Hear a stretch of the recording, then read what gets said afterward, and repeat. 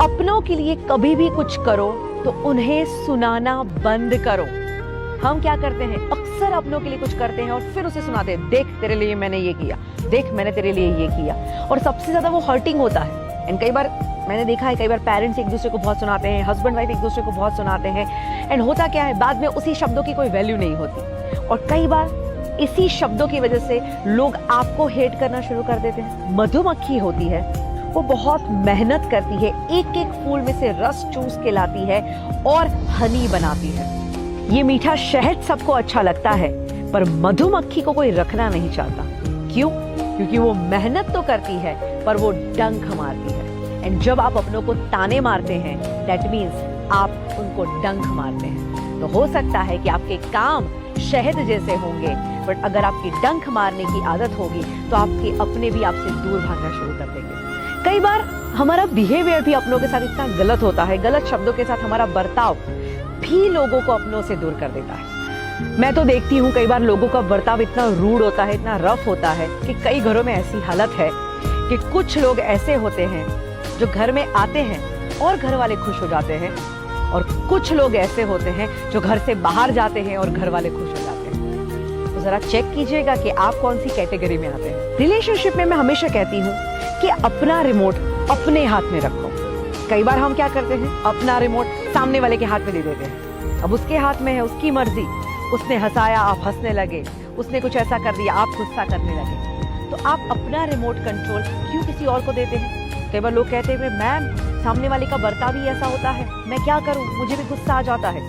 तो मैं उसके लिए गौतम बुद्ध का एक सुंदर एग्जाम्पल देना चाहती हूँ। एक बार एक इंसान थे जो गौतम बुद्ध से बड़ी नफरत करते थे, और उनको लगा कि आज तो गौतम बुद्ध के साथ जाके झगड़ा किया ही जाए। जैसे ही गौतम बुद्ध नजर आते हैं, ये उनके ऊपर गालियां निकालना शुरू करते हैं, गालियों की बारिश करते हैं, तुम ऐसे हो, तुम वैसे हो, और गौतम बुद्ध को सबके सामने अपमानित करते हैं।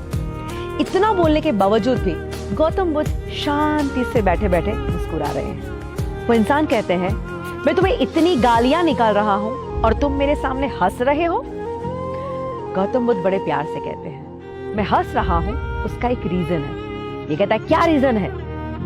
गौतम बुद्ध बड़े प्यार से कहते हैं कि तुम हमेशा कहीं ना कहीं किसी ना किसी के घर पे जरूर जाते होंगे। वो कहता है, हाँ।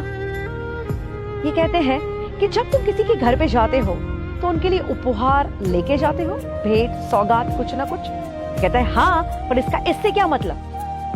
गौतम बुद्ध कहते हैं, शांति। जब तुम किसी के घर पे उपहार या गिफ्ट कुछ भी लेके जाते हो और तुम उसे देते हो, अगर वो इंसान उसका स्वीकार न करे तो क्या? वो तोहफे मेरे पास रहेंगे, पर इसका तुम्हारी मुस्कुराहट से क्या लेना देना है?